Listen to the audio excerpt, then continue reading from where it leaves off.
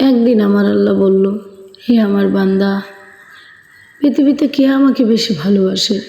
তখন আল্লাহর বান্দা বলল, হে আল্লাহ, আমি আপনার এত কাছের, আমি আপনার সাথে কথা বলি, হয়তো আমি আপনাকে বেশি ভালোবাসি।